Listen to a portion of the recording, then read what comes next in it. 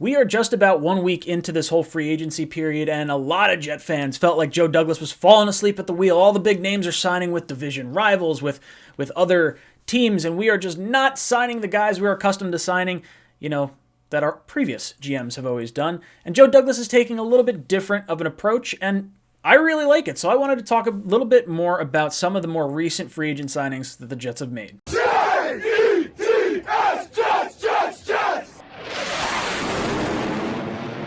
What's up, gang? Welcome to Jets Talk. My name's Ryan. I'll be your pilot today. If you're new here, hit that subscribe button. If you've been here before, welcome back. I love having you here.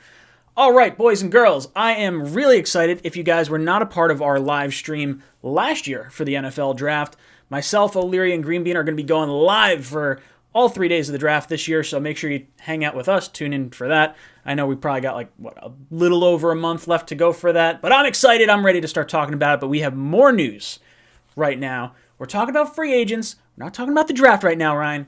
Let's talk about the free agents. All right, so let's jump into some of the guys that I haven't talked about or made a video about recently, aside from some of the live streams that you guys were a part of. Justin Hardee, coming in from the New Orleans Saints, signs a 3-year, $6.75 million deal. He's one of the top gunners in the NFL. A gunner's the guy that protects the punt return, basically. He's like, think of him as sort of the wide receiver running down the field on a punt return. Really like this. The Jets were actually one of the worst teams in the NFL in average returned punt. I think we finished bottom 6 in the league. And we basically had Braden Mann making game-saving, touchdown-saving tackles and Trevor Lawrence removing from the equation tackles. But I like this. And it seems like this guy knows what he's playing for. When he did his introductory press conference, he pointed to his heart and he's saying, look, I'm playing every snap. I got to put food on my son's plate and all this different stuff. And I think that's really cool. I think it's a good signing. The Jets haven't really spent a lot of money on special teams, so I think this is a nice little addition here. Dan Feeney, another free agent that the Jets signed. He is a left guard center from the LA Chargers. We signed him to a 1-year, $3.5 million deal. It's really easy to mistake this guy for Farva from Super Troopers or even like the Send It guy, the snowmobile guy. I'm just going to send it. He graded out as one of the worst centers in the NFL, 35th out of 36 bad. He's likely a replacement for Pat Elflein, who signed with the Carolina Panthers, and I'm really glad the Jets didn't sign him to that contract because that contract was way too scary for me. But 1 year, $3.5 million for basically a backup offensive lineman, it's okay. I hope he doesn't have to start because I don't really love the grades that I've seen from him so far, but just a depth signing. We signed a tight end from Rutgers, formerly from Rutgers, was with the Bills last year. Tyler Kroft, 1 year, $2 million. He's likely going to be our third tight end. Herndon Griffin, unless we draft another one or something like that. But again, probably a blocking tight end and probably not a whole huge impact on this team, but could maybe see some time on special teams. Who knows? And then we get into some of the more exciting players that we've had a chance to take a look at. First one up is KEELAN Cole, the wide receiver from the Jacksonville Jaguars. 1 year, $5.5 million. He's going to be 28 years old next month. Pro Football Focus gave him a 64.4 as a grade. He played the slot 534 snaps last year, and he was out wide 243 snaps. So definitely more utilized in the slot, but based on the footage that I've seen of this guy playing, he can play all over the field. And he is actually one of the best receivers, along with Corey Davis, in contested catches. So I'm really excited about that. A lot of people were asking me, is this a replacement for Crowder or for Berrios? My answer is I don't really know. They haven't cut Crowder yet, so I would think probably not. I think he'll probably play more of the wide receiver 4. If you think Davis 1, Mims 2, Crowder 3, Cole is probably that third guy.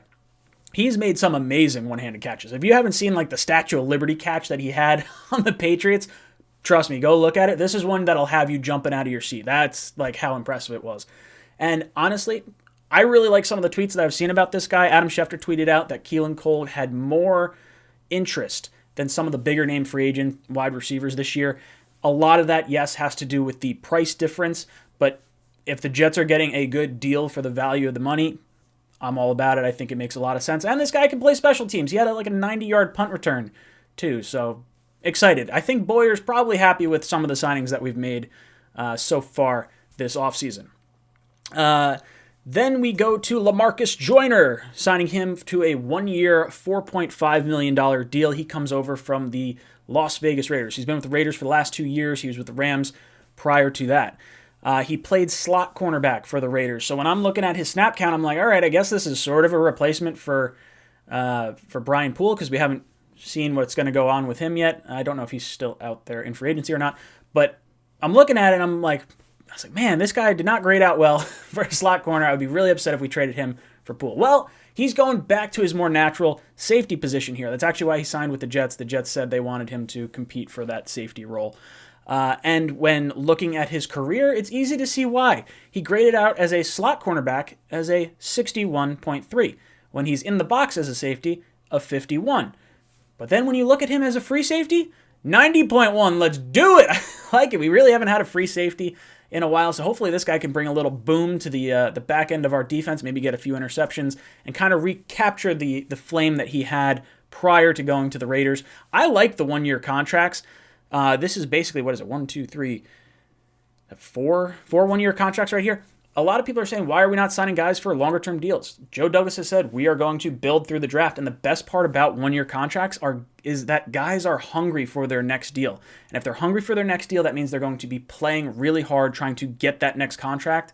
It's something that the Jet fans have really been sort of seeing the opposite of, like Tremaine Johnson, Darrelle Revis, Muhammad Wilkerson, just name any, not so much Le'Veon Bell, but that signing didn't work out either. Basically, any large name free agent signing that we've ever made packs it in and just hangs it up. So I like the 1-year contracts, not to mention if they play well and they move on, the Jets could in theory get a comp pick for them. So I think Joe Douglas is really doing a really good job here. Not to mention you don't have any dead cap moving forward too. So I think this is a lot of really smart signings. Then we get into the signing that we heard today. It's probably our most exciting signing since the Lawson signing, I would think. Unless you're really high on Cole. Sheldon Rankins, 2 years, $17 million. This is an $8.5 million a year deal. So I'm like, oh, damn. This is definitely, might look bad for like John Franklin Myers or one of the other guys on the defensive line. We are switching from the 3-4 to the 4-3. And I want to do a little bit of research on this guy. So he's 27 years old, or he'll be 27 years old next month. He graded out as a 63.5 on Pro Football Focus. He was the 65th defensive lineman out of 125 ranked. So top half in the league. I can live with that. He was a top run defender in college. I believe he came out of Louisville, if I'm not mistaken. He's actually really improved his pass rush over the course of the last few years. And I saw a really, really cool tweet from Michael Nania. I feel like I plug him every time. If you do not follow Michael Nania on Twitter, you absolutely should. The guy posts like amazing stats all the time. So our defensive line, as of right now, in pressures per game, Quinnen Williams last year was 13th. From week 7 on, he was actually 3rd in pressures for interior defensive linemen. John Franklin Myers was ranked 8th. Carl Lawson among edge rushers was 6th in pressures. And then Sheldon Rankins, over the course of the last 3 seasons, has graded out as the 18th overall in terms of pressure. So this looks like a defensive line that's really going to get after the pass rusher or after the passer. And I think we'll see probably an edge rusher added in the draft to kind of bolster that whole unit. But man, this is going to be exciting because from what I've read, Saleh doesn't like sending blitzes so much. It's more so get after the quarterback with your front 4. And if Quinnen Williams is drawing double teams and you're allowing everyone else to go one-on-one with their offensive linemen, that is going to be A-okay in my book. I still would like to see a little bit of cornerback help. We really haven't seen too much in way of that. Still a few guys out there. Before this whole thing happened, I sort of expected cornerback was going to be more of a draft-related need. I could see that being pick 23 or pick 34, with the other being probably a guard, an interior lineman of some sort.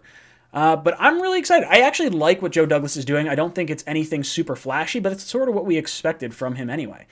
Guys, let me know what you think of these free agent signings down below in the comments. Is there a particular player that you really like? Is there one that you were like, man, I really don't want to see this guy play at all?